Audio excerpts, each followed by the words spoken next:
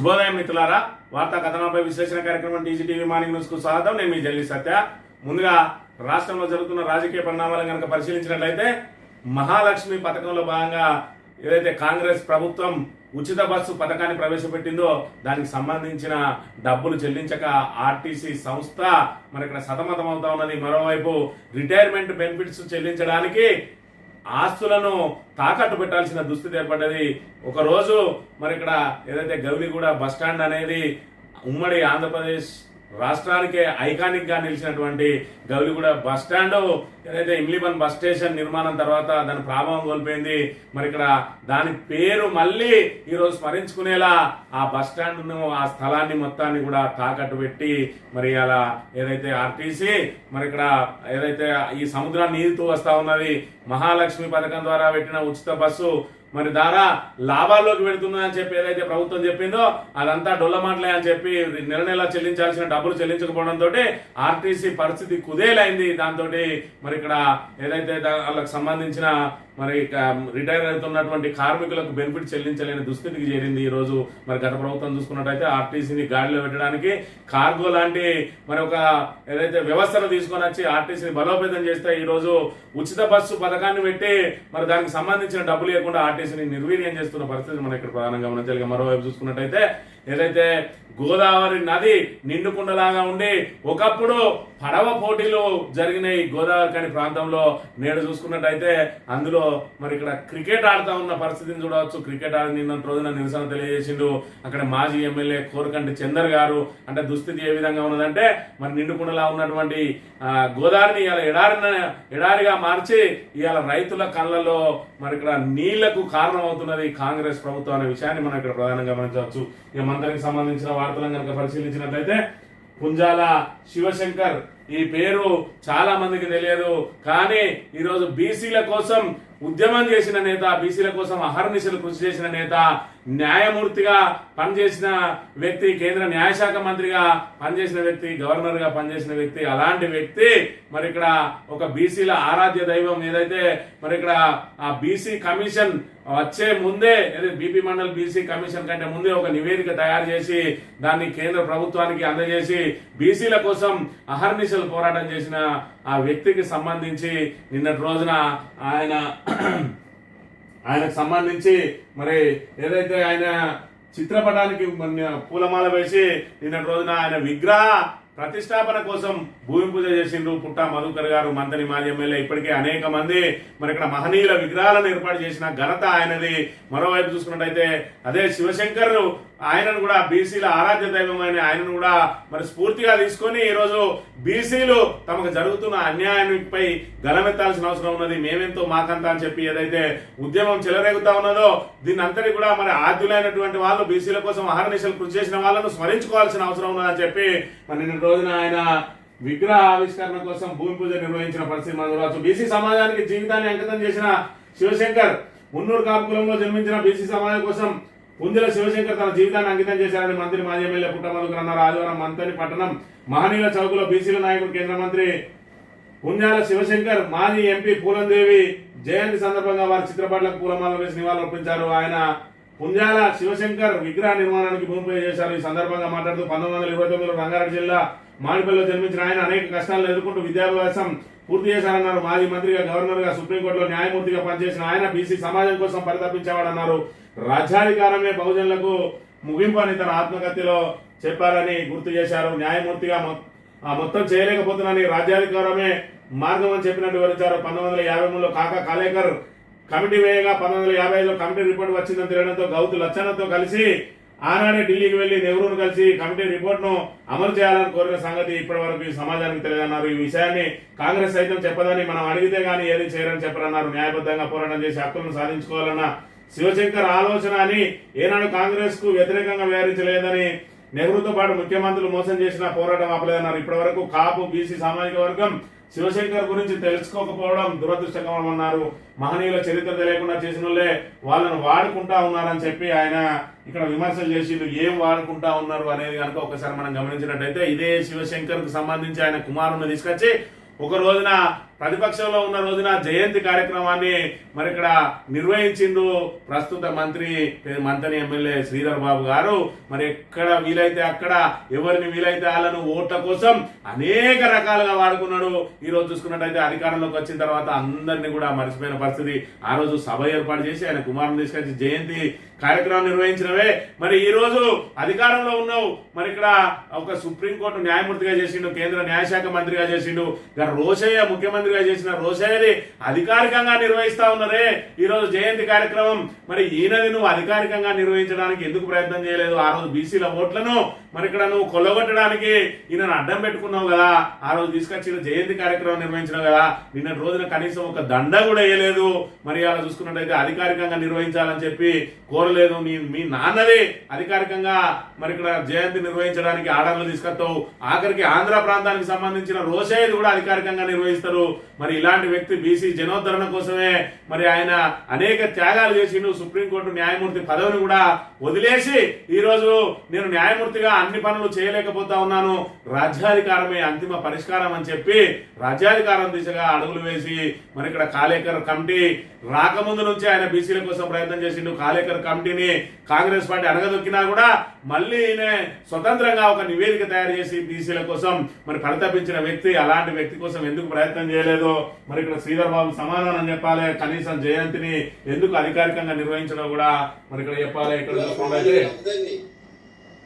ఈ నియోజకవర్గంలో కావచ్చు, ఈ దేశంలో మళ్ళీ వాళ్ళని కూడా అగ్రవర్ణాలే వాళ్ళే అధికారం కోసం వాడుకుంటా ఉన్నారు.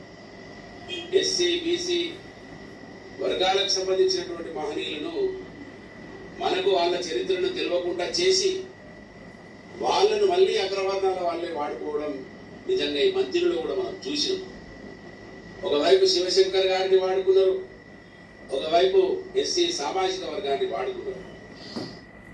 ఒకవైపు శివశంకర్ గారిని వాడుకున్నారు. ఏ విధంగా వాడుకున్నారు?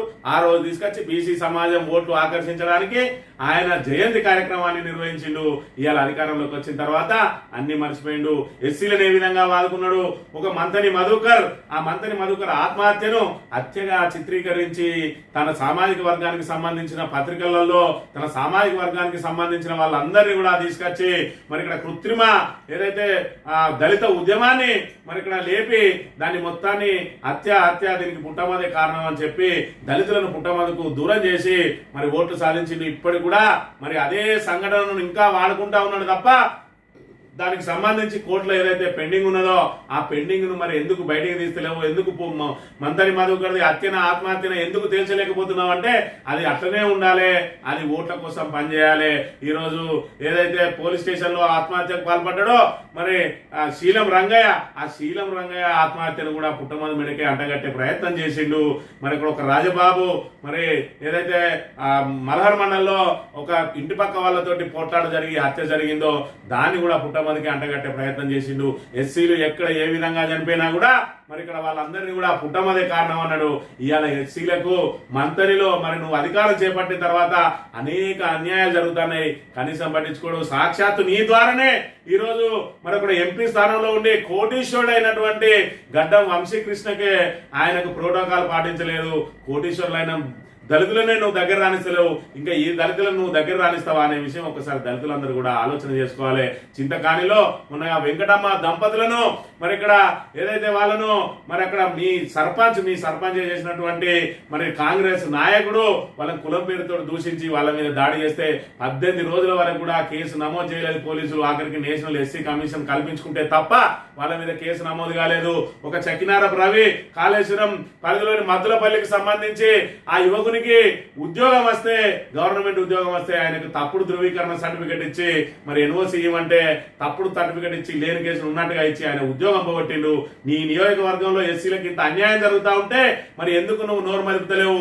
నీ ద్వారానే జరుగుతుందా అంటే ఎస్సీలను ఓటు బ్యాంకు గానే వివరిస్తావు గానీ మరి ఇక్కడ ఎస్సీలకు అన్యాయం చేసిన ఆయన ఎస్ఐ మీద ఇప్పటివరకు కనీస చర్యలు లేవు. నేషనల్ కమిషన్ ఆల్రెడీ ఆదేశించింది ఆయన మీద కేసు చేసి యాక్షన్ టేకన్ రిపోర్ట్ ఇవ్వని. దానికి మోకాలు అడ్డుతున్నది నువ్వు కాదా మంత్రిగా? మరి శ్రీధర్ బాబు గారు అని చెప్పి మేము ఇక్కడ ప్రశ్నిస్తా ఉన్నాం. మరి దానికి నువ్వు సమాధానం చెప్పాల్సిన బాధ్యత ఉన్నది. చింతకాలంలో 18 రోజుల తర్వాత కేసు నమోదైంది.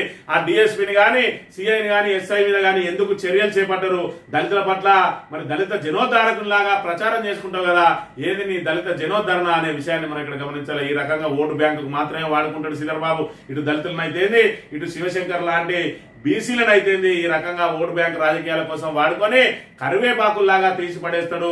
ఈ రోజు ఎస్సీలందరూ ఒక ఆలోచన చేసుకోవాలి. మరి ఇక్కడ ఏ విధంగా ప్రతిపక్షంలో ఉన్నప్పుడు ఎస్సీల కోసం ఏ విధంగా ముసలి కన్నీరు కార్చిండు, ఇవాళ ఎస్సీలను ఏ విధంగా దూరం పెడుతున్నాడు అనే విషయాన్ని మరి ఇక్కడ ప్రజలు గమనించాలి. ఖచ్చితంగా ఓటు బ్యాంక్ రాజకీయాల కోసం మరి శ్రీధర్ బాబు గారు పనిచేస్తే మహనీయుల చరిత్రను ప్రతి వ్యక్తికి తెలియజేసి ఖచ్చితంగా మనకు అంతిమ పరిష్కారం రాజ్యాధికారమే. రాజ్యాధికారం దిశగా మనం ప్రయాణించాలి. ఈ రోజు మేమెంతో మాకంతా అని చెప్పి రాష్ట్రం మొత్తం గగ్గోలు పెడతా ఉన్నది. బీసీలందరూ కూడా రాజ్యాధికారం కోసం ప్రయత్నం చేస్తా ఉంటే మంత్రిలో మాత్రం బీసీలందరూ బానిసత్వం వైపే మొగ్గు చూపుతా ఉన్నారు.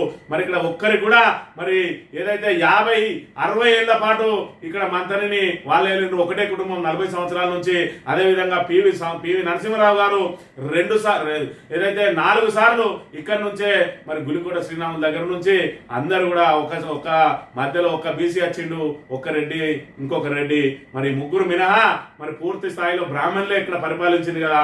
మరి 1% ఓట్లు లేని వాళ్ళు ఈ విధంగా మరి ఏదైతే సంవత్సరాల తరబడి మరి ఇక్కడ పరిపాలన సాగిస్తా ఉంటే ఒక్క బీసీ ఒక్కసారి అధికారంలోకి వస్తే అత్యధికంగా మరి ఎస్సీ ఎస్టీ బీసీ బడుగు బలహీన వర్గాలకు సంబంధించి 90% ఉన్న వాళ్ళం ఒక్కసారి వస్తే ఓర్వలేక వాళ్ళు మన మీద కుట్రలు పంటా ఉంటే ఆ కుట్రల్లో మనం పావులుగా మారుతా ఉన్నాం. ఇవాళ 900 కోట్ల రూపాయల అక్రమ సంపాదన అని చెప్పి మరి ఇక్కడ దాని మీద పెద్ద ఎత్తున ప్రచారం చేసిరు. ఏదైతే కాపు సామాజిక వర్గానికి సంబంధించిన కొందరు కుంటెలగాళ్లతోటి మరి ఆ ప్రచారం చేయించి ఈ రోజు ఆయనను దెబ్బతీసిండ్రు. అదే 900 కోట్లు ఉంటే నువ్వు మొన్న వంచిన పైసలకు 400 వంచి మళ్ళీ అధికారంలోకి రాపోనా, మళ్ళీ 900 కోట్లు సంపాదించుకోకపోనా, ఒక్కసారి శ్రీధర్ బాబు ఆలోచన చేసుకోవాలి. నిజంగానే పుట్టమ్మ దగ్గర కనుక డబ్బులు ఉంటే నువ్వు 2018లో 500 ఇచ్చి గెలిచేవాడివా, మొన్న 2023లో 1000 రూపాయలు ఇచ్చి గెలిచేవాడివా? ఒక్కసారి ఆలోచన చేసుకోవాలి. ఈ రకంగా ఏదైతే పేదోనికి మరి పెళ్ళం ఉండవద్దు అన్నట్టు మరి ఇక్కడ చూసుకుంటే బీసీఓనికి పదవులు ఉండద్దు. మరి ఇక్కడ ఏదైతే మొన్నటి రోజున చూసుకుంటే పుట్టమ్మదు మరి ఇక్కడ గొంతు గలం విప్పిన తర్వాతనే బీసీలకు మార్కెట్ కమిటీ చైర్మన్ పదవి, అదేవిధంగా గ్రంథాలయ కమిటీ చైర్మన్ పదవి ఇవ్వక తప్పని పరిస్థితి ఏర్పడింది శ్రీధర్ బాబుకు. లేదంటే ఇవన్నీ కూడా అదే విధంగా పడావు పెట్టేవాడా కాదా? ఒకసారి కాంగ్రెస్ కార్యకర్తలు ఆలోచన చేసుకోవాలి. ఇప్పటికే కాంగ్రెస్ కార్యకర్తలు అందరూ కూడా మదన పడతా ఉన్నారు, అక్కడ బానిసల్లాగా బతుకుతా ఉన్నారు, వాళ్ళ మీద తీవ్రమైన మరి ఇక్కడ ఇబ్బందులు పడతా ఉన్నారు, వాళ్ళను అనేక రకాలుగా దూషిస్తా ఉన్నారు, వాళ్ళను మనుషుల్లాగానే చూస్తలేరని చెప్పి కూడా అనేక మంది కాంగ్రెస్ మిత్రులు తమ గోడు వెళ్ళబోసుకుంటా ఉన్నారు. మా పేరు బయటికి రానియకని చెప్పి మరి చెప్తా ఉన్న పరిస్థితి నెలకొన్నది. మరి ఖచ్చితంగా ఏదైతే అణచివేత జరిగిన కాడనే ఉద్యమం ఉవ్వెత్తున ఎగిసిపడుతుంది. 2028 ఎన్నికల్లో అదే ఉద్యమం ఖచ్చితంగా 2014లో ఏం జరిగిందో దాన్నే పునరావృతం చేయబోతుంది అని చెప్పి మరి గమనించాలి. అదేవిధంగా శ్రీధర్ బాబు గారు బీసీలను ఎస్సీలను ఓట్ల కోసమే ఏ విధంగా వాడుకుంటాడు, ఇవాళ చింతకాని సంఘటన మీద ఎందుకు స్పందించలేదు, ఆ మద్దులపల్లి రవికి సంబంధించిన అంశం మీద ఆ ఎస్ఐ ఇంకా కూడా అక్కడ ఏ విధంగా కొనసాగుతా ఉన్నాడు. మరి ఇక్కడ శ్రీధర్ బాబు ఏదైతే పూర్తిగా పోలీసులతో ఏ విధంగా ప్రజలను అణచివేసే ప్రయత్నం చేస్తాడు. ఇలా కాంగ్రెస్ నుంచి ఎవరు కూడా బయటికి రాకపోవడానికి కారణం మమ్మల్ని కూడా అక్రమ కేసులు పెట్టి వేధిస్తారు, మేము బయటికి వచ్చే ఉంటే కేసుల పాలవుతామని చెప్పి భయపడి ఉంటా ఉన్నారు. ఇలా పూర్తిగా పోలీసులను లైసెన్స్ గూండాలాగా వాడుకుంటా ఉన్నాడు శ్రీధర్ బాబు. కాంగ్రెస్ పార్టీ కార్యాలయాలను చేసిండు పోలీస్ స్టేషన్లను. కాబట్టి ప్రజలు మనం ఓటు వేసి బానిసలుగా మారాలన్నా, ఓటు వేసి మన కోసం తపన పడే నాయకుడిని ఎన్నుకోవాలా అని మరి ఖచ్చితంగా ఆలోచన చేయాలి. ప్రతినిత్యం కూడా ఆలోచన చేయాలి. ఏమాత్రం ఏమరపాటుగా ఉన్నా కూడా మళ్ళీ మనం బానిసత్వంలోనే మగ్గాల్సి ఉంటుందని చెప్పి మీరందరూ గమనించాలని కోరుతా ఉన్నాం. నమస్తే తెలంగాణ విషయానికి వస్తే గోదావరికి సంబంధించి ఏ విధంగా ఉండే గోదావరి మరి ఇక్కడ గత సంవత్సరం మరి ఏదైతే నిండుకుండలాగా ఉండే బీఆర్ఎస్ హయాంలో ఇవాళ చూసుకున్నట్టయితే ఏ విధంగా తయారైంది. 2019లో ఇది కాళేశ్వరం ప్రాజెక్టు పూర్తయిన కొత్తలో జరిగినప్పుడు ఇది గోదావరి బ్రిడ్జ్, ఈ బ్రిడ్జ్ 2 గోదావరి, ఇదంతా కూడా నిండుకుండలాగా ఉన్నటువంటి Godavari. It is not Rajahmundry bridge, it is in Godavari కానీ back water of Kaleshwaram project water. 2019 August 2వ తేదీన ఏ విధంగా ఉన్నది గోదావరి కలకల్లాడుకుంటా మరి మనం గమనించాలి. ఇక్కడ చూసుకున్నట్టయితే 25/7/2019 ఇక్కడ చూస్తే గోదావరి కలకలలాడుతుంది. పడవ పోటీలు జరిగినాయి ఈ గోదావరి నదిలో. ఏ విధంగా ఈ బ్యాక్ వాటర్ అంతా నీళ్లు నిలిచి నిండుకుండలా ఉంటే దానిలో పడవ పోటీలు నిర్వహిస్తే ఈ రోజు చూసుకుంటే పరిస్థితులు ఏ విధంగా ఉన్నాయి. మరి ఇక్కడ నిన్నటి రోజున గోదావరికి సంబంధించి పెద్దపల్లి జిల్లా గోదావరి వద్ద గోదావరి నది ఎడారిగా మారింది. ఎగువ ప్రాంతం నుంచి వరద రాకపోగా కింది భాగంలో ఉన్న కాళేశ్వరం నుంచి అన్నారం సున్నీల బరాజులో ఎత్తిపోతులు లేక బ్యాక్ వాటర్ రావడం లేదు. దీంతో గోదావరి ఏరియాలో గోదావరి నది ఎడారిని తలపిస్తుంది. కాళేశ్వరం ప్రాజెక్టు పిల్లర్లకు బీటలు వారిన నేపథ్యంలో రాష్ట్ర ప్రభుత్వం నీళ్లు ఎత్తిపోయడం లేదు. నీళ్లు లేకపోవడంతో ఈ ప్రాంతంలోని రైతులు సాగునీటి కోసం ఇబ్బంది పడతా ఉన్నారు. ఇగో ఇది ఎడారిగా మారింది గోదావరి. దీనికి కారణం ఎవరు అని చెప్పి ఒక్కసారి ఆలోచన చేయాలి. ఏ విధంగా తయారైంది గోదావరి. మరి ఇక్కడ గోదావరి తడారి వేసవికి ముందే ఎడారిగా మారింది. ఆ రోజు వేసవి రోజున కూడా మరి నిండుకుండలా ఉన్నటువంటి గోదావరిని ఇవాళ దేనికి పరిమితం చేసింది ఈ ప్రభుత్వం. ఇవాళ చూసుకుంటే దానిలో మరి ఇక్కడ క్రికెట్ ఆడి కోరకండి చందర్ మాజీ ఎమ్మెల్యే గారి ఆధ్వర్యంలో క్రికెట్ ఆడి నిరసన తెలియజేసారు. అందులో క్రికెట్ ఆడిరు అంటే గోదావరి ఏ విధంగా ఎడారిగా మారింది, గత సంవత్సరం నిండుకుండలా ఏ విధంగా ఉన్నది, ఇప్పుడు ఏదైతే ఎడారికి ఎట్లా మారింది, రైతుల కళ్ళల్లో మరి ఇక్కడ కన్నీళ్లు ఏ విధంగా పారుతా ఉన్నాయి కానీ గోదావరి మాత్రం పారడం లేదు. కేవలం బీఆర్ఎస్ ను బదనాం చేయడానికి కాళేశ్వరం మీద బురద జల్లి కాళేశ్వరం నిరోధక ప్రాజెక్టు అని చెప్పి నమ్మించడం కోసం రైతుల మరి పంట పొలాలను పరంగా పెడితే సాగునీటికి తాగునీటికి తీవ్ర కొరతను సృష్టిస్తా ఉన్నది కాంగ్రెస్ ప్రభుత్వం. ఓటేసి మరి ఇక్కడ కష్టాలను కొని తెచ్చుకున్నారు ఈ రోజున తెలంగాణ ప్రజలు అనే విషయాన్ని మనం ఇక్కడ ప్రధానంగా గమనించాలి. ఇక యూరియాకి సంబంధించి మరి ఇక్కడ యూరియా కోసం ఏదైతే విప్పు ఆది శ్రీనివాస్ స్వగ్రామం రుద్రాంగిలో మరి ఇక్కడ ఒక రైతు ఏదైతే మాకు యూరియా కొరత పొద్దున్న నుంచి రాత్రి రాకున్నాం ఇప్పటి వరకు మాకు యూరియా అందలేదని ఏదైతే మాట్లాడిండో ఆయనతోటి తెల్లారి కాంగ్రెస్ నాయకులు బెదిరించి ఆయనతోటి సారీ చెప్పించుకున్నారు. మాకు యూరియా పుష్కలంగా అందింది, మాకు ఆ సీనన్న మరి సీనన్న అంటే ఆది శ్రీనివాస్ కాదు నిర్వాహకుడట, ఆ సీనన్న మాకు పైసలున్నా లేకున్నా కూడా యూరియా ఇచ్చేదని చెప్పి మరి ఆయనతో బలవంతంగా చెప్పించుకున్నారు. మరి తెల్లారే మళ్ళా యూరియా కోసం బాగా తిరుగుతా ఉన్నారు. శ్రీనివాస్ గారు విప్పు మరి అక్కడ హైదరాబాద్ లో కూర్చొని బాగానే బాతకానీలు కొడతావు, నీ సొంతూళ్ళే యూరియా ఇప్పించలేని దుస్థితిలో ఉన్నావు ఆది శ్రీనివాసు. ముందుగా నీ రైతులను పట్టించుకోలేదంటే రాజీనామా చేయి. అంతేగాని పెద్ద పెద్ద మాటలు పొంగు మాటలు కేటీఆర్ మీద కేసీఆర్ మీద మాట్లాడతావు. నీ సొంతూరు రైతులకు యూరియా అందించే చేతగానితనంతో అసమర్థ మరి ఇక్కడ అసమర్థమైన నీకు ఈ విప్పు పదవి ఎందుకు, ఈ ఎమ్మెల్యే పదవి ఎందుకు ఒక్కసారి ఆలోచన చేయాలి. నీ సొంత గ్రామ ప్రజలకు యూరియా అందించలేని దుస్థితిలో ఉన్నాడు ఇలా విప్పు శ్రీనివాస్ అనే విషయాన్ని గమనించాలి. ఈ గౌలిగూడ బస్ స్టాండ్ తాకట్టు ఫ్రీ బస్సు దెబ్బకు తీవ్ర నష్టాలు. ఆర్టీసీ సంస్థకు నెలకు 300 కోట్ల అవసరం. రిటైర్మెంట్ బెనిఫిట్స్ తప్పని ఇబ్బందులు. ఉచిత ప్రయాణంతో డబ్బులకు తీవ్ర కటకట. ప్రభుత్వం నుంచి రాని మహాలక్ష్మి నిధులు పలు ఆస్తులు అమ్మేందుకు సిద్ధమైన ఆర్టీసీ 400 కోట్ల హడ్కో రుణానికి ప్రతిపాదనలు అని చెప్పి మొన్నటి రోజున రవాణా శాఖ మంత్రి అదేవిధంగా ఆర్థిక శాఖ మంత్రి మరొక పెద్ద చెక్కును అందజేసిరు ఆర్టీసీకి 6,600 కోట్ల రూపాయలు. మేము ఇప్పటి వరకు ఏదైతే 2 కోట్ల మన జీరో టికెట్లు కట్ అయిన సందర్భంగా వాళ్ళకు అందజేస్తున్నామని, కానీ అది బొమ్మనే అందజేసిరు. నెల ఇవ్వాల్సిన డబ్బులు ఇవ్వక మరి ఇక్కడ ఏదైతే ఆర్టీసీ కటకడలాడుతా ఉంది. దాంతో గౌలిగూడ బస్ స్టాండ్ తాకట్టు పెడుతున్న దుస్థితి. మరోవైపు హడ్కో రుణం కోసం తిరుగుతున్నదట. లాభాల్లో పోయే ఆర్టీసీకి ఈ రుణాలు ఎందుకు, ఈ తాకట్టులు ఎందుకు ఒక్కసారి తెలంగాణ ప్రజానీకం ఆలోచించాలి. గాడిలో పడ్డ ఆర్టీసీని ఇలా కుదేలు చేసింది కాంగ్రెస్ ప్రభుత్వం ఫ్రీ బస్ పేరుతోటి. మరి వాళ్ళకి ఇవ్వాల్సిన జీరో టికెట్ డబ్బులు ఇయ్యక ఆర్టీసీని సతమతం చేస్తా ఉంటే కార్మికులు నానా ఇబ్బందులకు గురవుతున్న దుస్థితి నెలకొన్నది. ఈ రోజున పెన్షనర్ల పోర్బాట. నేడు ఇందిరా పార్క్ వద్ద మహాధరణ. రాష్ట్ర వ్యాప్తంగా కథం తొక్కనున్న పెన్షనర్లు 5 DAలు పెండింగ్ లో పెట్టి ఒకటిస్తారా? కోసుకు తిన్న రూపాయి లేదనడం దుర్మార్గం.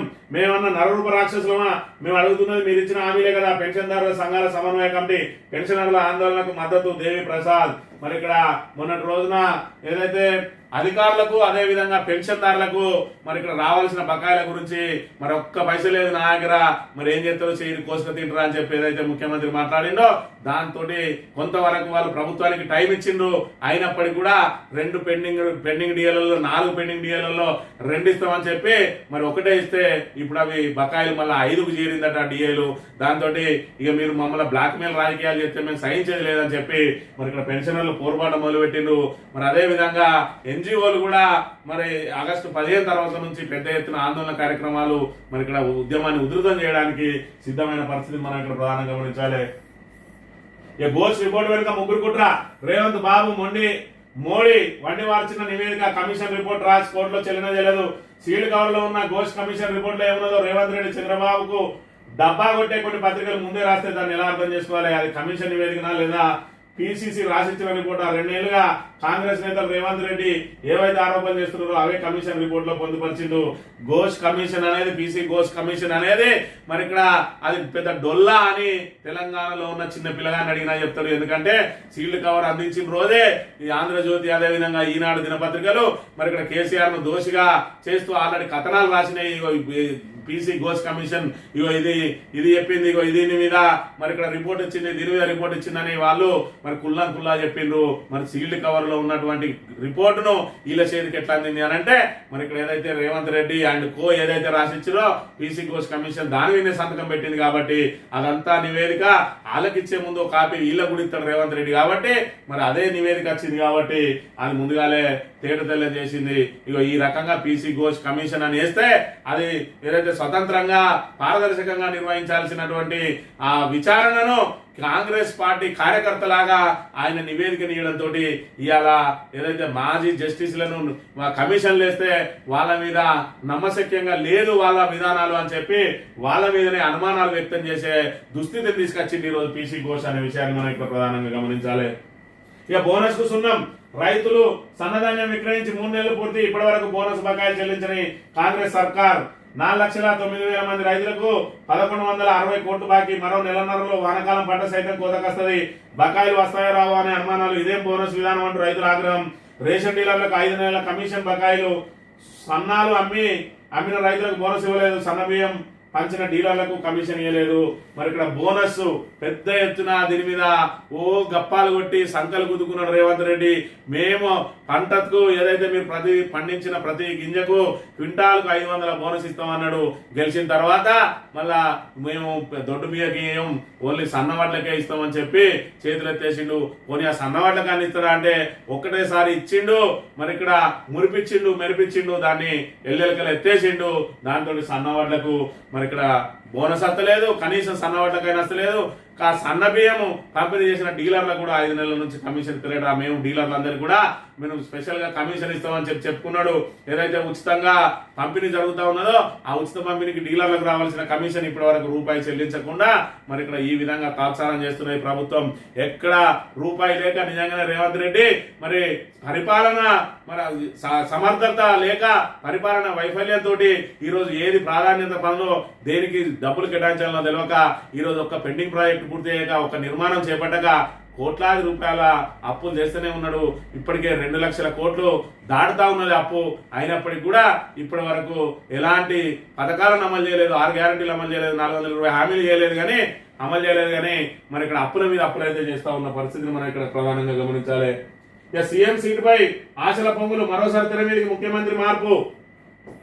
ఎంతకాలం ఉన్నా మనోడైతే కాదన్న రాహుల్. డిసెంబర్ లోపు మార్పు ఖాయమంటూ చర్చ. కీలక పరిణామాలతో ఆశావాహులు హడావిడి. తమ వెంట ఎంతమంది ఎమ్మెల్యేలు ఉన్నారో లెక్కలు. నంబర్ 1 సీటు గురిపెట్టిన ఆ నంబర్ నేత అట మరి సీఎం సీటు మీద ఆశల పొంగులు అని చెప్పి పొంగులేటి శ్రీనివాసరెడ్డి మెల్లగా పావులు కలుపుతా ఉన్నాడట. మరి ఏదైతే రేవంత్ రెడ్డి ఎన్ని రోజులు సీటు మీద ఉన్నా ఆయన అయితే మనోడు కాదు అని చెప్పి రాహుల్ గాంధీకి అర్థమైపోయింది. అందుకే రాహుల్ గాంధీ ఇప్పటికి కూడా డిస్టెన్స్ మెయింటైన్ చేస్తా ఉన్నాడు. కలవక తప్పని పరిస్థితి ఉన్న కాడ మాత్రమే కలుస్తా ఉన్నాడు తప్ప నేరుగా రేవంత్ రెడ్డి 50 సార్లు హాఫ్ సెంచరీ దాటింది. ఆ 50 సార్లు పోతే 50 సార్లు రాహుల్ గాంధీని కలవాలి. ఎందుకంటే ఉన్నాయే 3 ముఖ్యమంత్రి పదవులు వాళ్ళకు కాంగ్రెస్ కు. అందులో ప్రధానంగా ఉన్నది తెలంగాణ. ఇవాళ జాతీయ కాంగ్రెస్ కు మరి ఇక్కడ డబ్బు సంచులు పంపేది తెలంగాణ. అయినప్పటికీ కూడా డబ్బు సంచులు తీసుకుంటాను కానీ రేవంత్ రెడ్డిగా మాత్రం కలవడం లేదు. ఈయన మోడీని కలిసిన లెక్కలు రేవంత్ రెడ్డిని కలిసి ఏదైతే రాహుల్ గాంధీని కలిసిన లెక్కలు రేవంత్ రెడ్డి కనుక లెక్కేసినట్టయితే మోడీని కలిసిన దానిలో సగం కూడా రేవంత్ రెడ్డి రాహుల్ గాంధీని కలవలేకపోయిండు అని అంటే మరి ఇక్కడ ఈయనని ఏ విధంగా దించాలా అని చెప్పి వాళ్ళు ప్రయత్నం చేస్తా ఉన్నారట. ఎవరైతే దించగలుగుతారో ఖచ్చితంగా మళ్ళా కాంగ్రెస్ ప్రభుత్వాన్ని నిలబెట్టగలుగుతాం. ఏదైతే ఎమ్మెల్యేలను చీలిపోకుండా ఆయన వెంట పోకుండా అని చెప్పి భరోసా ఇవ్వగలిగి అవసరమైతే వాళ్ళ ముందట మరి ఇక్కడ ఏదైతే ఈ ఎమ్మెల్యేలను నిలబెట్టగలిగితే ఖచ్చితంగా రేవంత్ రెడ్డి దించేయడానికి అధిష్టానం సిద్ధంగా ఉన్నది. దాని వైపే మరి ఇక్కడ పొంగులేటి శ్రీనివాసరెడ్డి ప్రయత్నాలు చేస్తా ఉన్నాడు. ఎందుకంటే పొంగులేటిని తొక్కిపెట్టిండు రేవంత్ రెడ్డి కాబట్టి ఆయన కూడా మరి ఇక్కడ ప్రతీకారం తీర్చుకోవడానికి ప్రయత్నం చేస్తున్న పరిస్థితి ఉన్నదని చెప్పి ఇక్కడ వార్త ప్రచురించింది. సర్క్యులర్ బేఖాతర్. తమ శాఖ నిబంధనలే తుంగలో దక్కిన మంత్రి సురేఖ. ఆలయ పురోహితులపై ప్రైవేట్ కార్యక్రమాలు పాల్గొనవద్దని ఇటీవల సర్కులర్ జారీ, సురేఖ ఇంట్లో ప్రత్యేక పూజలకు యాదాద్రి అర్చక ఉద్యోగుల హాజరు. సర్క్యులర్లు మరి ఏదైతే యాదాద్రికి సంబంధించిన కానీ లేదంటే మరి ఎండోమెంట్ కు సంబంధించిన ఉద్యోగులు ఎవరు కూడా ప్రైవేట్ కార్యక్రమాల్లో పాల్గొనవద్దని చెప్పి ఏదైతే సర్క్యులర్ తీసిందో ఆమె ఇంట్లో పూజకు మాత్రం యాదాద్రి మరి అర్చకులను తీసుకుపోయిందంటే మరి సర్క్యులర్ ఆమెనే బేఖాతరు చేసిందంటే అందరు నుల్లిగడ్డ తినొద్దన్నాను కానీ అయ్యగారు తినొద్దా అని మరి ఇక్కడ చూసుకున్నట్టయితే సర్క్యులర్ పక్కల కోసం ఇచ్చింది కానీ దేవాదాయ శాఖ మంత్రి ఆమె ఎవరినైనా మరి ఇక్కడ ప్రైవేట్ కార్యక్రమాలకు వాడచ్చు, వాళ్ళు ఇతరుల దగ్గరికి పోవద్దని సర్క్యులర్ తీసింది. ఆమెకు దాని నుంచి మినహాయింపు ఉంటుంది. మరి అది ఒక మినహాయింపు అలా రాసుకోలేదు పాపం. ఇక రాజగోపాల్ రెడ్డికి మంత్రి పదవి హామీ నిజమే, పింఛన్లు తప్ప గ్యారంటీలన్నీ అమలు చేస్తున్నాం బట్టి రాజగోపాల్ రెడ్డికి మంత్రి పదవి మరి ఇక్కడ ఇస్తా అని ఏదైతే నాకు మంత్రి పదవి ఇస్తానని మోసం చేసిన రాజగోపాల్ రెడ్డి ఏదైతే చెప్తా ఉన్నాడో పదే పదే ఆయనకు బట్టి విక్రమార్క మరి ఇక్కడ దాన్ని ధృవీకరించిండు, ఇస్తా అన్నారు అధిష్టానం ఆ రోజు చర్చలలో నేను కూడా ఉన్నా అని చెప్పిన పరిస్థితి. దీంతో రేవంత్ రెడ్డి వర్గీయులు ఆగ్రహం వ్యక్తం చేస్తామన్నట. ఇప్పటికే మరి ఇక్కడ ఆయన ఏదైతే అగ్గి మెరిసినట్టు మెరుతా ఉంటే దానికి అగ్గికి ఆజ్యం తోడు చేసినట్టు నిజమే అని చెప్పి దాన్ని ధృవీకరించాల్సిన అవసరం వచ్చింది. కావాలని వివాదాన్ని సృష్టించడానికి రేవంత్ రెడ్డిని బదనాం చేయడానికి ఈ ప్రయత్నం చేస్తా ఉన్నాడు బట్టి విక్రమార్క అని చెప్పి ఆగ్రహం వ్యక్తం చేస్తా ఉన్నట. ఇక మరోవైపు ఒక టీవీ ఛానల్ అడిగిన మరి క్వశ్చన్ లో 6 గ్యారంటీలు ఎప్పుడు అమలు చేస్తారంటే ఆల్రెడీ ఒకటి తప్ప అన్ని అయిపోయినట్టు, ఒక పింఛన్లు తప్ప మొత్తం హామీలు అమలు చేసిందట 6 గ్యారంటీలు. మరి మహిళలకు 2500 వస్తుందా, అందరికి సిలిండర్ 500కి వస్తుందా, గృహజ్యోతిలో 200 ప్రతి ఇంటికి 200 యూనిట్లు వస్తా ఉన్నదా, మరి ఇక్కడ కౌలు రైతులకు 15,000 వస్తానయా, అదే విధంగా రైతులకు మరి భరోసా మరి ఏదైతే 15,000 వస్తానయా దాన్ని 12,000 కుదించుకుని 12,000 వస్తానయా, అది 2 విడతలు ఎగ్గొట్టిండ్రు. రైతు కూలీలకు 12,000 వస్తానయా మరి ఇక్కడ చూడాలి. మరి అదే విధంగా కళ్యాణ లక్ష్మి తులం బంగారం వస్తుందా, ఆడబిడ్డలకు స్కూటీలు వస్తానయా, మరి ఏదైతే పెన్షన్లు అంటే ఇస్తేనే మనం ఒప్పుకున్నారు, మరి విద్యా భరోసా కార్డు వచ్చిందా, మరి ఏది అమలైందని చెప్పి ఒకటి తప్ప అన్ని అమలైన అంటాను. అంటే మరి ఇక్కడ చెప్పేటోనికి వినటోళ్ళు ఒక వాట. మరి ఇక్కడ కాంగ్రెస్ ప్రభుత్వం ఏమనుకున్నదంటే తెలంగాణ ప్రజలందరూ కూడా పిచ్చోళ్ళు, మేము ఏం చెప్తే గదే నమ్ముతారు అన్నట్టుగా ఉన్నది వాళ్ళ పరిస్థితి. మరి ఇక్కడ ఇక వరదను కట్టడి చేద్దాం, ట్రంక్ లైన్ ఇద్దాం, భారీ పైపులతో కూడిన వ్యవస్థ ఏర్పాటుకు ప్రణాళికలు సిద్ధం చేయాలన్న సీఎం. హైదరాబాద్ లోని అమీర్పేట, ఎస్ఆర్ నగర్ ప్రాంతాల్లో ఆకస్మిక పర్యటన. బౌద్ధ నగర్, గంగుబాయి బస్తీ, రిలయన్స్ లైన్లలో డ్రైనేజీ నాలాల పరిశీలన అట. మరి ఇక్కడ చూసుకున్నట్టయితే రేవంత్ రెడ్డి గారు మరి ఎప్పుడు ఇది పరిశీలనకు వేయండు ఒకసారి గమనించినట్టయితే మొత్తం వరదలన్నీ ముగిసిపోయి మొత్తం ఏదైతే అదంతా భూమి ఆరిన తర్వాత ఈయన ఇప్పుడు పోయి వరదలను పరిశీలిస్తానట. ఇక్కడ చూసుకుంటే ఇక్కడ ఎక్కడన్నా వరద ఉన్నదా బురద ఉన్నదా ఒకసారి గమనించాలి. అంతా అయిపోయిన తర్వాత డ్రైనేజ్ దగ్గరికి వచ్చి ఒక స్టేట్మెంట్ ఇస్తే రేవంత్ రెడ్డి చాలా పెద్ద ఎత్తున పనిచేస్తా ఉన్నాడని. మరి దీన్ని పెట్టి ఎప్పుడైనా కేసీఆర్ వరదలకు వచ్చినా మరి ఇక్కడ చూడు రేవంత్ రెడ్డి వచ్చి మరి క్షేత్రస్థాయి పరిశీలన చేస్తాడని చెప్పి కాంగ్రెస్ వాళ్ళు గప్పాలు కొడతారు. రేవంత్ రెడ్డి ముఖ్యమంత్రిగా రమ్మని లేదురా అయ్యా, ఇక్కడ మున్సిపల్ శాఖ మంత్రిని పెట్టుకునే దిక్కు దివానం లేక ఆయన చేతుల్లో పెట్టుకున్నాడు. కాబట్టి మున్సిపల్ మంత్రి ఉన్నట్టు అయ్యి ఉంటే మరి ఇక్కడ తక్షణం ఎప్పుడైతే వరదలు వచ్చినాయో వరద ప్రాంతాలకు వెళ్తే అధికారులు అప్రమత్తం అయ్యే వాళ్ళు, మరి దాన్ని వెంటనే అది చేసేవాళ్ళు. మరి గతంలో చూసుకున్నట్టయితే ఏదైతే కేటీఆర్ గారు మరి ఇక్కడ చూసుకున్నట్టయితే వరదలో ఇక్కడ ఇల్లు తిరుక్కుంటా బస్తీ తిరుక్కుంటా వరదలకు సంబంధించి సహాయక చర్యల కోసం స్వయంగా రంగంలోకి దిగితే ఈయన ఎప్పుడు పోతాడో చూడాలి. ఇక్కడ మొత్తం వరదలన్నీ పోయి ఎక్కడిదక్కడ మనంతా సెట్ అయిన తర్వాత ఇప్పుడు పోయి అధికారులకు ఆదేశాలు ఇస్తాడు. ఇది ఈయన మున్సిపల్ శాఖ మంత్రి పనితనం. ఇలా మున్సిపల్ శాఖ చేతిలో పెట్టుకున్నాడు, విద్యాశాఖ చేతిలో పెట్టుకున్నాడు, హోంశాఖ చేతిలో పెట్టుకొని మొత్తం పరిపాలనను నిర్వీర్యం చేస్తున్న దుస్థితి నెలకొన్నది ఈ రోజు తెలంగాణలో అనే విషయాన్ని మనం ఇక్కడ ప్రధానంగా గమనించాలి. నేతలు పట్టించుకోక మరో దారి లేక రోడ్డు లేని తండాలకు వెళ్ళలేక 2 కిలోమీటర్ల దూరంలో ఆగిన అంబులెన్స్. భార్యను మోసుకుంటూ వర్షంలోనే బయలుదేరిన భర్త మార్గ మధ్యంలోనే ప్రసవం. సంగారెడ్డి జిల్లాలో ఘటన. ఓట్లు తప్ప తమ బాగోగులు పట్టవా అంటూ నేతలపై గిరిజనుల ఆగ్రహం. ఇది నిజంగా సిగ్గుచేటు. అందరూ కూడా సభ్య సమాజం సిగ్గుపడాల్సిన దుస్థితి. ఈ రోజు ఒక గ్రామానికి అంబులెన్స్ పోలేని దుస్థితిలో ఉన్నది అని అంటే ఈరోజు ఏ ప్రభుత్వం, గత ప్రభుత్వాలైనా ఈ ప్రభుత్వాలైనా ఇలాంటి మరి ఇక్కడ మెరుగుపరచకుంటే ఇంకా ఏం సౌకర్యాలు కల్పిస్తాం అనేది ఒకసారి ఆలోచన చేసుకోవాలి. మరి ఇక్కడ కాంగ్రెస్ ప్రభుత్వం వచ్చి 20 నెలలైంది. ఇప్పటికైనా ఇలాంటి వాటి మీద దృష్టి పెట్టాల్సిన బాధ్యత ప్రభుత్వం మీద ఉన్నది. ఏదైతే ఈ గిరిజన తండా ఏ ఎమ్మెల్యే పరిధిలోకి వస్తుందో ఆ ఎమ్మెల్యే ఏం చేస్తాడనే విషయాన్ని కూడా ఒకసారి గమనించాలి. ఇలాంటి మరి కనీసం దారి కూడా వేయలేని అలాంటి ఎమ్మెల్యేలను మళ్ళీ ఎన్నుకోకుండా అలాంటి వాళ్ళకు బుద్ధి చెప్పాల్సిన బాధ్యత ప్రజల మీదనే ఉన్నదనే విషయాన్ని కూడా మనం ఇక్కడ ప్రధానంగా గమనించాలి. రాయలసీమ ఎత్తిపోతలు ఆపండి. రోజుకు 11 టీఎంసీలు తరలిస్తే శ్రీశైలం 25 రోజుల్లోనే ఖాళీ. నీటి వాటాలు తెలియకనే బనకచెర్లపై ముందుకెళ్లాలి. మా ప్రభుత్వానికి దేవాదుల అత్యంత ప్రాధాన్య ప్రాజెక్టు. డిప్యూటీ సీఎం బట్టి, మంత్రి ఉత్తమ్. వైరా నదిపై జవాహర్ ఎత్తిపోతల పథకానికి శంకుస్థాపన. మీరు శంకుస్థాపనతోనే వెళ్ళదీయండి. మరి ఇక్కడ చూసుకున్నట్టయితే దేవాదుల మాకు చాలా ఇంపార్టెంట్ అంటే అత్యంత ప్రాధాన్య ప్రాజెక్టు. 20 నెలలు అయితే అత్యంత ప్రాధాన్య ప్రాజెక్టు. దాన్ని కూడా పూర్తి చేయలేకపోయిండ్రు. మరి ఇప్పటివరకు సీఎం సొంత నియోజకవర్గంలో కూడా మరి ఆ లిఫ్టులను పూర్తి చేయలేకపోయిండ్రు. ఇప్పటి వరకు ఏ ప్రాజెక్టును చేయలే కానీ నీటి వాటాలు తేలాగానే బనకచెర్ల మీద ముందుకెళ్ళాలన్నట. ఏదైనా వెళ్తే ఎల్లురు కానీ మా నీటి వాటాలు ఏదో తేల్చునని అంటాడు. అంటే మీరు రేవంత్ రెడ్డి అడిగినట్టు ఇందులో 1000 అందులో 500 ఇట్లా కావాలన్నా మరి అట్లయితే ఒప్పుకుంటారా? మరి ఇప్పటికే మీరు కమిటీ చేసి వాళ్ళకు ఎందుకు వాళ్ళ పనులు వేగిరం కావడానికి ప్రయత్నం చేస్తా ఉన్నది కాంగ్రెస్? ఎందుకు తహతాలాడుతుంది చంద్రబాబు కోసం అనే విషయాన్ని కూడా తెలంగాణ ప్రజానీకం ఆలోచించాలి. ఈ ఆంధ్రజ్యోతి విషయానికి వస్తే భారత్ పై అణుబాంబులు ఇస్తాం, మేము మునిగితే సగం ప్రపంచాన్ని మాతో తీసుకెళ్తామని చెప్పి పాకిస్తాను మరి ఎట్లున్నది పాకిస్తాన్ పరిస్థితి అని అంటే ఆయన మాటల్లోనే విన్నట్టయితే భారత్ అనేది తలతల మెరిసే మెర్సిడెస్ లాంటిది. అదే హైవేపై ఫెరారీలో పరిగెడుతుంది. పాకిస్తాన్ ఓ డకోటా ట్రక్, ఇసుక రాళ్లతో నిండిన డంపు లారీ, రెండు ఢీకొంటే ఎవరు నష్టపోతారు? మరి ఇక్కడ ఏదైతే భారత్ ఆల్రెడీ మరి ఇక్కడ అభివృద్ధిలో దూసుకుపోతున్నటువంటి దేశం, మేమేమో మరి ఇక్కడ ఏదైతే ఆ తీవ్రవాదంతో ఉగ్రవాదంతో నిండి మేము ఇలా ఒలికోలం కొట్టుకుంటూ మరి ఇక్కడ దుబ్బలో పడుతున్నాం. మా దుబ్బలో పెరిగే పందులతోటి మీకు ఎందుకు పోటీ అని చెప్పి ఆ పాకిస్తాన్లో చెప్తున్న పరిస్థితి. మా జోలికి రాకండి, మరి మా జోలికి వస్తే మేము పందులం, మేము వస్తే మీకే బురద అంటుతుంది, మేము బురదల పర్యటనలో మీరు తెల్లబట్టలు వేసుకుంటారు కాబట్టి మీరు మా పందులకు దూరంగా ఉండాలని చెప్తున్నది మన పాకిస్తాన్ సిగ్గు లేకుండా అనే విషయాన్ని మనం ఇక్కడ గమనించాలి. వరద సమస్యకు శాశ్వత పరిష్కారం అంట. 20 నెలలైంది ఆ దిశగా ఇప్పటి వరకు కృషి చేయలేదు. హైడ్రా వచ్చి హైడ్రా అని చెప్పి హైడ్రా తోటి మొత్తం ఏదైతే ఆ భాగ్యనగర దాని చరిత్రే మారుతుంది, దాని చరిత్ర పటమే మారుతుంది అన్న చందంగా గప్పాలు కొట్టి ఈ రోజు చేతులెత్తేసింది హైడ్రా.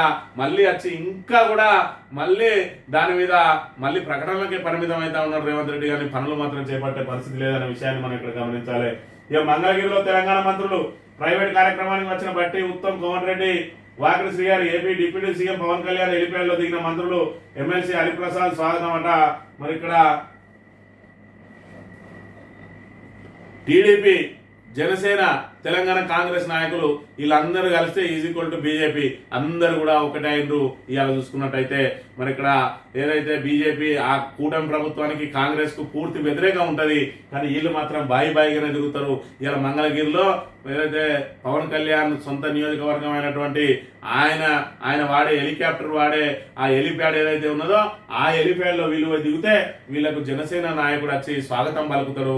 అక్కడ లోకల్లో ఉన్న కాంగ్రెస్ నాయకులు ఎవరు రారు. వీళ్ళకి దిగడానికి అసలు హెలిప్యాడే లేదు అక్కడ. అక్కడ చూసుకుంటే ఆంధ్రప్రదేశ్ లో మరి ఇక్కడ మంగళగిరిలో పవన్ కళ్యాణ్ హెలిప్యాడ్ ను వీళ్ళు వాడుకుంటారు. ఏదైతే జనసేన ఎమ్మెల్సీ వచ్చి వీళ్ళని ఎదుర్కొంటాడు. కాంగ్రెస్ వాళ్ళు మాత్రం ఒక్కరు కూడా రారు. అసలు ఆంధ్రలో కాంగ్రెస్ వాళ్ళే లేరు. ఒక షర్మిల పట్టుకొని ఏడుస్తున్న పరిస్థితిని మనం ఇక్కడ ప్రధానంగా గమనించాలి.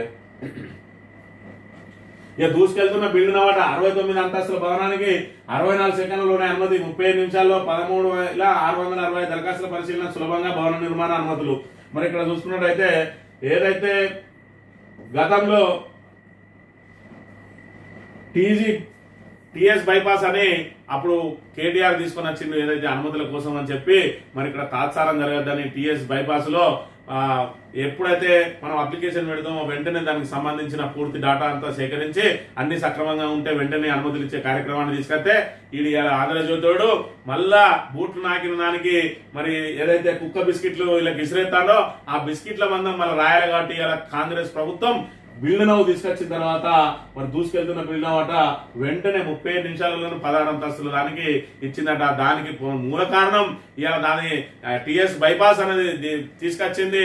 ఈ రోజున కేటీఆర్ మరి దాని పేరు మార్చుకొని ఇవాళ ధరని ఏ విధంగా అయితే వచ్చిందో దాన్ని భూభారత్ పేరు మార్చుకొని అంతా మాదే అని చెప్పుకుంటా ఉన్నారు. టిఎస్ బైపాస్ ను మళ్ళీ దానికి పేరు మార్చి బిల్లు నవ్వు అని పెట్టుకొని ఇదంతా మా ఘనత, అప్పట్లో ఏం కాలేదు ఇప్పుడు మేము చేస్తాను అని చెప్పి మరి కాంగ్రెస్ కు జాకీలు పెట్టి లేపే ప్రయత్నం చేస్తా ఉన్నాడు.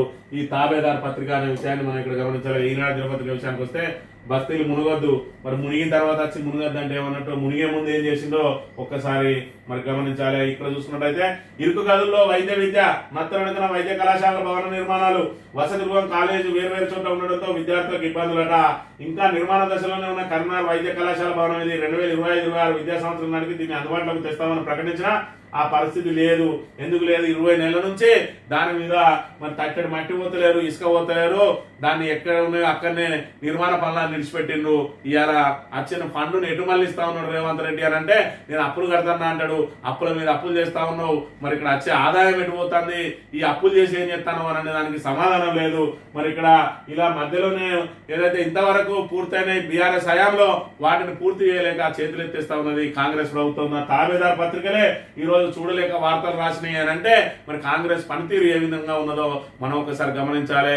ఈ రోజు మరి ఇక్కడ తెలంగాణ ఏర్పడిన తర్వాత 10 సంవత్సరాల్లో పారదర్శక పాలనతోటి అభివృద్ధి పథంలో దూసుకుపోతూ ఒకవైపు అభివృద్ధి మరోవైపు సంక్షేమంతో ఇక్కడ పేదరిక నిర్మూలన కోసం కేసీఆర్ ప్రభుత్వం మరి ఏ విధంగా పనిచేసింది, ఇవాళ కాంగ్రెస్ వచ్చిన తర్వాత ఏ విధంగా చితికిల పడతా ఉన్నాయి, వ్యవస్థలన్నీ ఏ విధంగా నిర్వీర్యమైతా ఉన్నాయి, ఏ విధంగా తెలంగాణను అప్పుల పాలు చేస్తా ఉన్నారు, ఏ విధంగా ప్రాజెక్టులన్నీ పెండింగ్ లో పెట్టి కాళేశ్వరం లాంటి బృహత్తరమైన ప్రాజెక్టును మరి దాన్ని ఏదైతే దాన్ని మరమ్మతులు చేస్తే ఈ రోజు తెలంగాణ పూర్తి స్థాయిలో అసలు నీటి కొరత లేకుండా ఉండే అవకాశం ఉన్నా కూడా బీఆర్ఎస్ ను బదనాం చేయడానికి ఏ విధంగా ప్రయత్నం చేస్తా ఉన్నది కాంగ్రెస్ ప్రభుత్వం అనే విషయాన్ని ఆలోచించి ఎన్నికలు ఎప్పుడొచ్చినా కాంగ్రెస్ ను బొందబెట్టకపోతే తెలంగాణ సర్వనాశనం అవుతుంది. కాబట్టి ఖచ్చితంగా ఇది ప్రతి పౌరుని బాధ్యతగా స్వీకరించి మీరు కాంగ్రెస్ కు వ్యతిరేకంగా ఓటేయడంతో పాటు ఖచ్చితంగా మీరు మిగతా వాళ్ళని కూడా చైతన్యపరచాల్సిన బాధ్యతను ప్రతి పౌరుడు చేపట్టాలని కోరుతూ ఇది ఈ రోజు మార్నింగ్ న్యూస్ తిరిగి వెళ్తాం. Thank you very much.